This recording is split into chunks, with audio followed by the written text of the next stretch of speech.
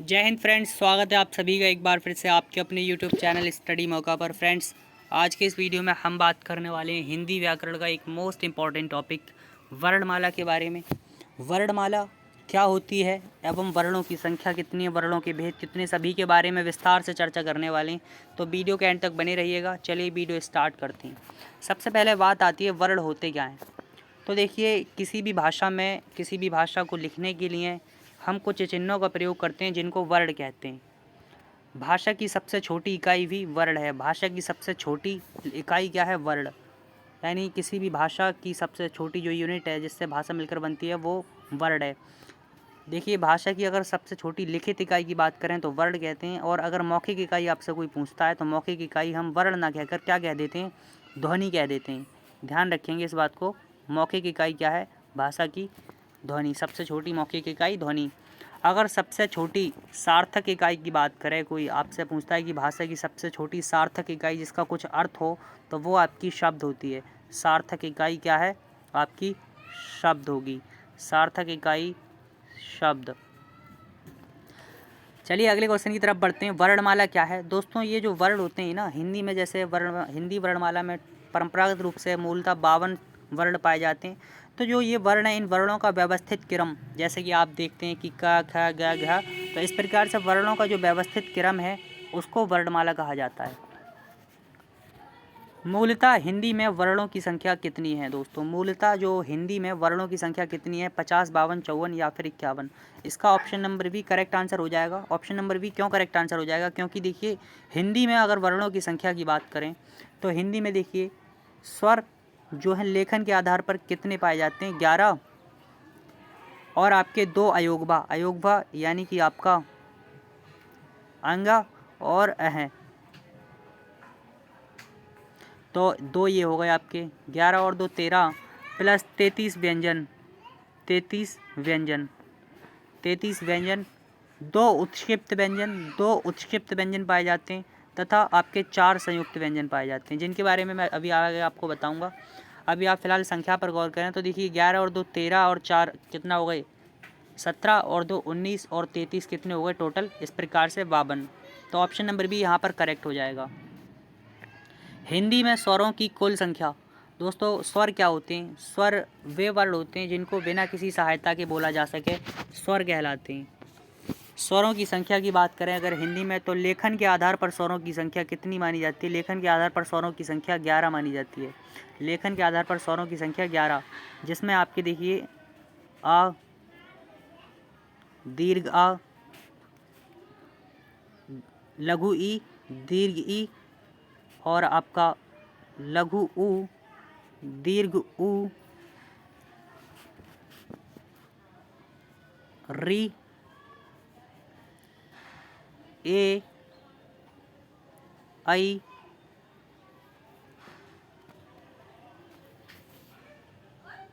ओ, औ, ये शामिल हैं। तो यानी कितने हुए आपके? देखिए 1 2 3 4 5 6 7 8 9 10 11। तो इस प्रकार से लेखन के आधार पर स्वरों की संख्या कितनी मानी जाती है?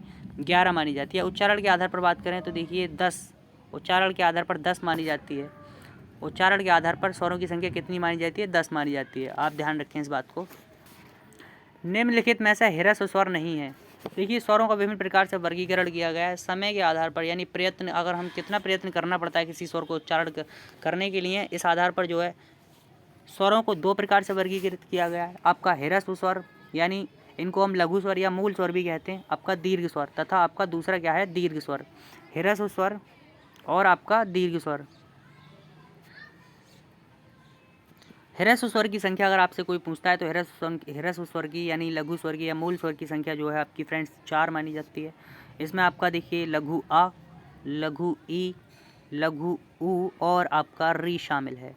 क्या शामिल है? री। तो अगर आपसे कोई ह्रस्व स्वर की संख्या पूछता है तो 4 है, और ये कौन कौन से आप इनको देख सकते हैं, ध्यान रखते हैं। चलिए अगला क्वेश्चन। जिनके उच्चारण में ह्रस्व स्वर से 2 गुना समय लगे, यानी जिनके उच्चारण में, वे स्वर जिनके उच्चारण में ह्रस्व स्वर से 2 गुना समय लगता है, वो कहलाते हैं आपके दीर्घ स्वर। बाकी यानी आपके जो 7 स्वर हैं वो दीर्घ स्वर कहलाते हैं। इनमें आपके कौन कौन से आ जाएंगे, इनमें अगर बात करें हम तो इनमें आपके देखिए दीर्घ आ, दीर्घ ई, दीर्घ उ, ए, आई, ओ और आपका औ, ये आपके इसमें आ जाएंगे। यानी ये कितने हुए आपके टोटल, 3 और 4 7। तो अगर आपसे कोई दीर्घ स्वर की संख्या पूछता है तो कितनी बताएंगे, 7 बताएंगे। चलिए अगले क्वेश्चन की तरफ बढ़ते हैं, अगला क्वेश्चन देखते हैं। लेकिन उससे पहले मैं बताऊं प्लुत स्वर क्या होते हैं। दोस्तों प्लुत स्वर क्या होता है, प्लुत स्वर मतलब इनका उपयोग जो है सामान्यतः हम किसी को पुकारने में करते हैं तथा इनके उच्चारण में दीर्घ स्वर से भी अधिक समय लगता है, जैसे कि ओम, राम, या फिर हम कहते हैं किसी से बेटा राम, बेटा श्याम। तो इनको हम क्या करते हैं, एक प्रकार से जो है इनको खींचकर बोला जाने वाला स्वर जो है वो आपका प्लुत स्वर के अंतर्गत आता है। दोस्तों अग्र स्वर की बात करें, जीभ के आधार पर जीभ का कौन सा भाग सक्रिय रहता है, इस आधार पर जो है स्वरों का वर्गीकरण किया गया है। तो अगर अग्र स्वर की बात की जाए तो अग्र स्वरों की संख्या कितनी है, 4 है। यानी इन स्वरों के उच्चारण में जो है जीभ का अगला भाग सक्रिय रहता है, जैसे कि आपका इसमें लघु ई और दीर्घ ई और आपका ए तथा आई आ जाएंगे। यानी ये टोटल कितने हैं, 4। ध्यान रखेंगे इस बात को। और ये कौन कौन से हैं, लघु ई, दीर्घ ई, ए, आई। ठीक है। मध्य स्वर की बात करें दोस्तों, मध्य स्वर क्या होता है, मध्य स्वर मतलब जिसमें जीभ का मध्य भाग सक्रिय रहता है जिसके उच्चारण में, तो इसकी संख्या 1 है। और ये कौन है आपका, लघु आ। लघु आ जो है वो मध्य स्वर है, जीभ के आधार पर अगर कोई पूछता है तो। पश्च स्वर क्या है दोस्तों, पश्च स्वर का उदाहरण है, अगर पश्च स्वर की बात की जाए तो पश्च स्वर आपके टोटल 5 पाए जाते हैं, जिसमें आपका शामिल है दीर्घ आ। तो ऑप्शन नंबर डी यहाँ पर करेक्ट हो जाएगा, क्योंकि दीर्घ आ, लघु उ, दीर्घ उ और आपका औ जो है ये आपके किसके अंतर्गत आते हैं, ये आपके आते हैं पश्च स्वर के अंतर्गत, ये आपके पश्च स्वर के अंतर्गत आते हैं। ठीक है। चलिए अगले क्वेश्चन की तरफ बढ़ते हैं कि मुख्य द्वार खुलने के आधार पर स्वरों का प्रकार नहीं है। मुख्य द्वार खुलने के आधार पर स्वरों का प्रकार नहीं है, तो निम्न में से मुख्य द्वार खुलने के आधार पर स्वरों का प्रकार कौन सा नहीं है, अग्र स्वर, मध्य स्वर। दोस्तों यहाँ पर ऑप्शन नंबर दोनों सी तथा डी दोनों हो जाएंगे, क्योंकि यहाँ पर जो है टाइपिंग मिस्टेक हो गई है। तो मुख खुलने के आधार पर हमारा जो मुख विवर है उसको खुलने के आधार पर स्वरों को 4 प्रकार में वर्गीकृत किया गया है।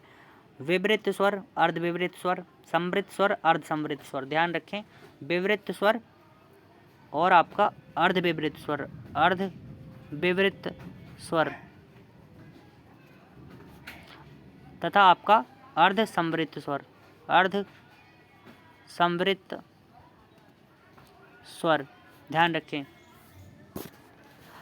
विवृत स्वर जो होते हैं दोस्तों, इनमें आपका जो हमारा मुख है वो खुला होता है, यानी मुख इसमें पूरी तरीके से खुल जाता है, इसलिए इसमें आपका दीर्घ आ आता है। दीर्घ आ जो है वो आपका विवृत स्वर का उदाहरण है।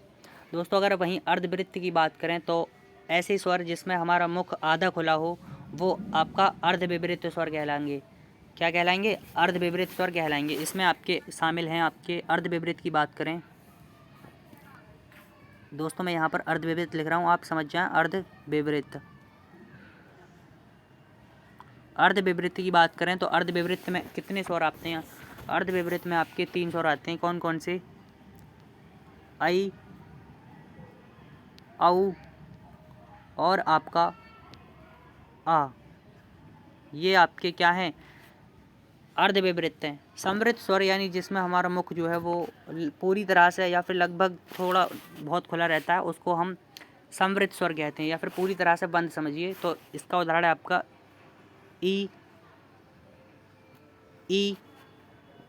उ तथा उ, या फिर आप ऐसा समझें कि सु ई, यानी कि दोनों उ और दोनों ई, लघु ई, दीर्घ ई, लघु उ, दीर्घ उ, ये किसके उदाहरण हैं, आपके समृत स्वर के उदाहरण हैं। वहीं अगर अर्ध समृत की बात करें तो अर्ध समृत में हमारा मुख जो है वो आधा रूप से बंद होता है। तो अर्ध समृत के उदाहरण की बात करें, इसमें आपके शामिल हैं ए तथा ओ। चलिए अगले प्रकार की बात करते हैं, अगली तरफ बढ़ते हैं। वृत्तमुखी स्वर कौन सा है? देखिए वृत्तमुखी स्वर कौन सा है दोस्तों। वृत्तमुखी जो है वो यानी होठ, हमारा जो होठ है उनके ओष्ठों के गोलमुखी यानी गोलाकार होने के आधार पर वर्गीकृत किया गया है दोस्तों स्वरों को।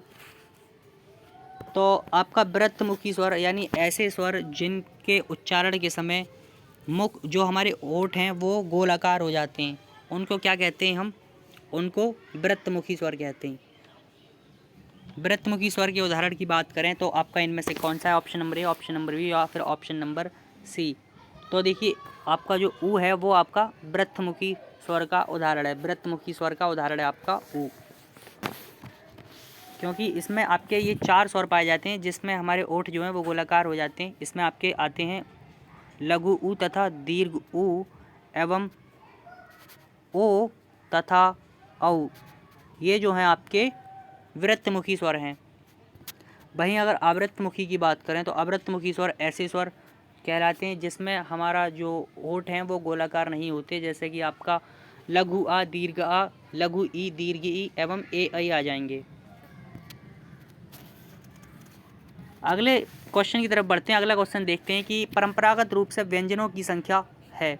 परंपरागत रूप से व्यंजनों की संख्या दोस्तों कितनी मानी जाती है? परंपरागत रूप से व्यंजनों की संख्या 33 मानी गई है। कितनी? 33 मानी गई है।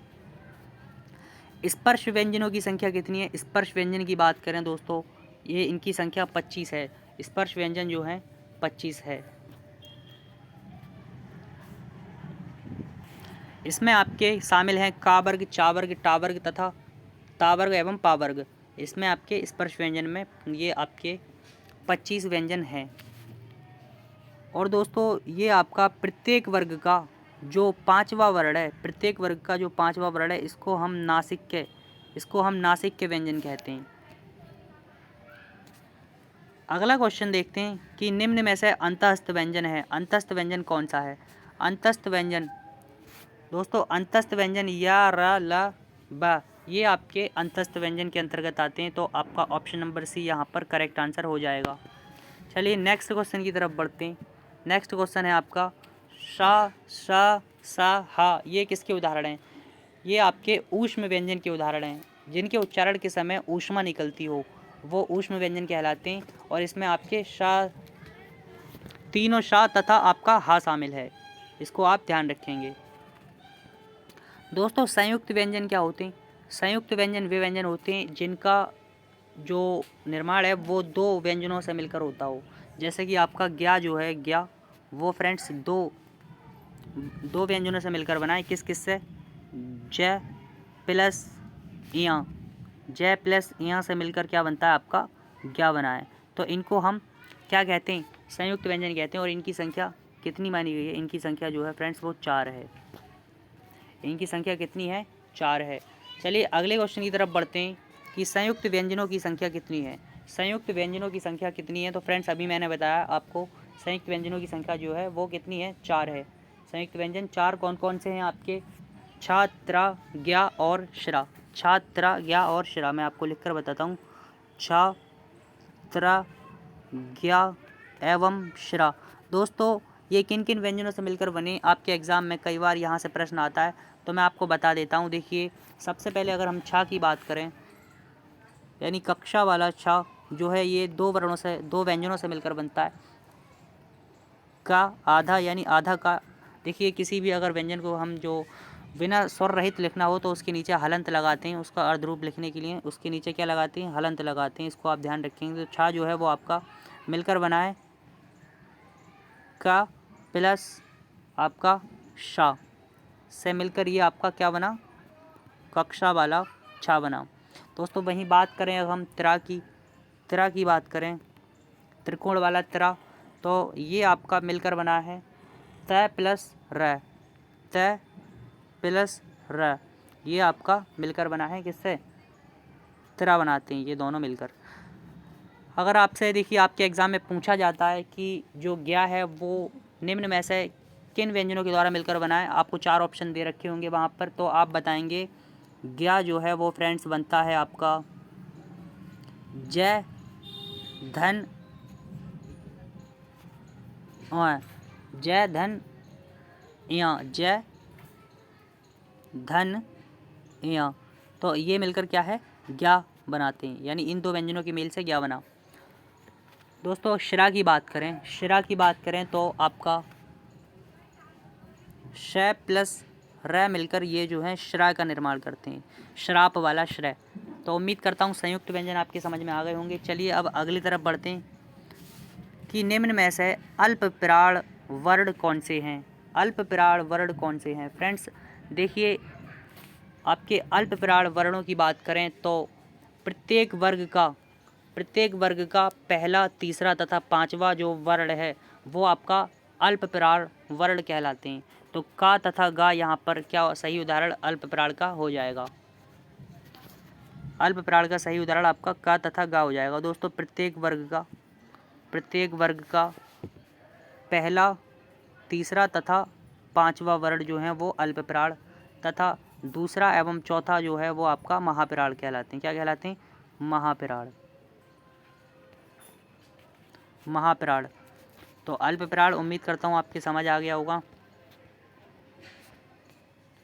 चलिए अगले क्वेश्चन की तरफ बढ़ते हैं कि निम्न में से कंठ ध्वनियाँ कौन सी हैं। अब देखिए ये इन वर्णों का उच्चारण स्थान क्या है, इसी के आधार पर इनको वर्गीकृत किया गया है। कंठ ध्वनियाँ, तालव्य ध्वनियाँ, मूर्धन्य ध्वनियों के में। तो अगर हम कंठ ध्वनि की बात करें दोस्तों, कंठ ध्वनियाँ जिनका उच्चारण कंठ से होता हो, जिनका उच्चारण कहाँ से होता हो, कंठ से होता हो, कंठ वर्ण कहलाते हैं, यानी इनका उच्चारण जो है गले से होता है। इसके अंतर्गत अगर हम बात करें तो आपके का वर्ग शामिल है फ्रेंड्स। इसके अंतर्गत आपका कौन सा शामिल है, का वर्ग शामिल है, यानी का खा। इसका ऑप्शन नंबर ए जो है वो राइट आंसर हो जाएगा। का खा के अलावा, का वर्ग के अलावा आपका जो लघु आ एवं दीर्घ आ। दोस्तों कंठ ध्वनियाँ जिनका उच्चारण कंठ से होता हो, तो कंठ से उच्चारित ध्वनियाँ कौन कौन सी हैं आपकी,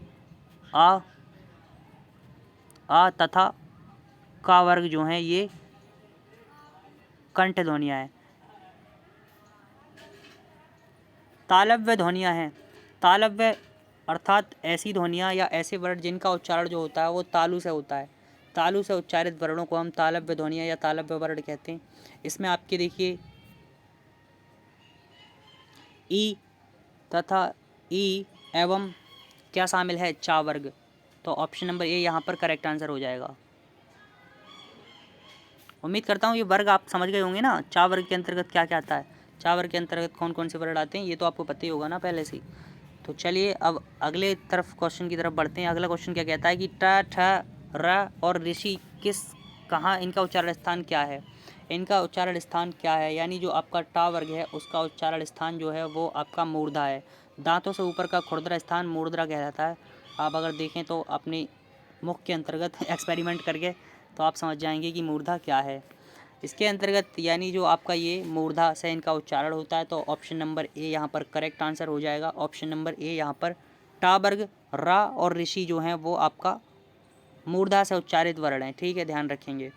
अगले क्वेश्चन की तरफ बढ़ते हैं। दंत वर्ण क्या हैं, दंत वर्ण क्या हैं, यानी जिनका उच्चारण स्थान जो है वो दांत हैं, जिनका उच्चारण दांतों से होता हो, जैसे कि ता वर्ग तथा ला एवं सा जो हैं वो किसका उदाहरण है, दंत व्यंजन का उदाहरण है।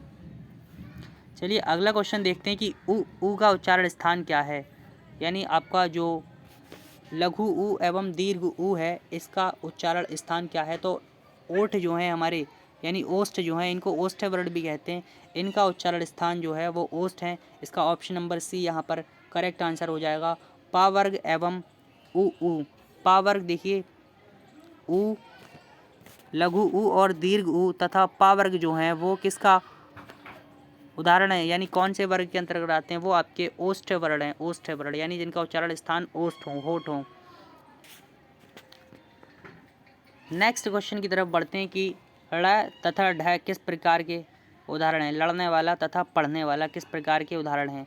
ये आपके उत्क्षिप्त व्यंजन कहलाते हैं, या इनको द्विगुण व्यंजन भी कहते हैं। ऑप्शन नंबर बी यहाँ पर करेक्ट आंसर हो जाएगा। उत्क्षिप्त व्यंजन की संख्या अगर आपसे कोई पूछता है तो कितनी बताएंगे, 2 बताएंगे। लुंठित व्यंजन वे व्यंजन है जिसके हमारी जो जीभ है वो एक प्रकार से गोल हो जाती है, लुंठित हो जाती है। इसका उदाहरण है र, र, र। जैसे कि हम कहते हैं फुर्र, तो यहाँ हमारी जीभ क्या है, कंपन करने लगती है, तो इसको हम लुंठित व्यंजन कहते हैं। ठीक है। नासिक के व्यंजन देखिए, प्रत्येक वर्ग का जो 5वां वर्ण है वो नासिक के व्यंजन के अंतर्गत आता है, मैंने आपको बताया। चलिए अब देखिए नेक्स्ट आपसे प्रश्न पूछा गया है कि ज्ञा जो है वो किसके योग से बना है। तो फ्रेंड्स मैंने अभी आपको बताया था और इसका करेक्ट आंसर इस हिसाब से क्या होगा, जय प्लस या। Option number C correct answer हो जाएगा। ऑप्शन नंबर सी यहाँ पर करेक्ट आंसर हो जाएगा। देखिए कुछ वर्ण दोस्तों ऐसे भी होते हैं जो कि कंठ प्लस तालु या फिर कंठ प्लस ओष्ठ से मिलकर जो क्या उनका उच्चारण होता है। तो इनको हम बता दें, कंठ प्लस तालु से बोले जाने वाले वर्ण उनको हम कंठ तालव्य वर्ण कहते हैं। जैसे कि इसमें आपके ए तथा आई शामिल हैं। मैं यहाँ पर आपको समझा देता हूँ। कंठ तालव्य वर्ण जिनका उच्चारण कंठ प्लस तालु से होता हो उनको कंठ तालव्य वर्ण कहते हैं। इसमें आपके ए तथा आई जो हैं ये इनका उच्चारण स्थान कोई पूछता है तो कंठ तालव्य आप बताएंगे कंठ प्लस तालु। कुछ वर्ण ऐसे होते हैं जिनका उच्चारण कंठ तथा ओष्ठ से मिलकर होता है, इनको कंठोष्ठ वर्ण कहते हैं। जैसे कि आपका ओ तथा औ जो हैं ये आपके किसके उदाहरण हैं, ये आपके कंठोष्ठ है, ये कंठोष्ठ वर्ण कहलाते हैं। दंतोष्ठ है यानी दांतों प्लस ओष्ठ से जिनका उच्चारण होता है वो दंतोष्ठ वर्ण कहलाएंगे। जैसे कि व तथा फ ये आपके दंत प्लस ओष्ठ से मिलकर बोले जाने वाले या उच्चारित होने वाले वर्ण, तो इनको दंतोष्ठ वर्ण कहते हैं। दोस्तों उम्मीद करता हूँ आज का वीडियो आपको अच्छा लगा होगा। अगर वीडियो आपको अच्छा लगा तो चैनल को सब्सक्राइब कर लीजिए, क्योंकि हम आपके लिए ऐसे इंपॉर्टेंट वीडियो लेकर आते रहते हैं और मैं संपूर्ण व्याकरण की वीडियो आपको उपलब्ध कराने वाला हूं इसी चैनल पर। अगर आप इसी ट्रिक से इसी वे में अगर व्याकरण पढ़ना चाहते हैं तो चैनल को सब्सक्राइब करें। मिलते हैं आपसे अगली वीडियो में, तब तक के लिए धन्यवाद।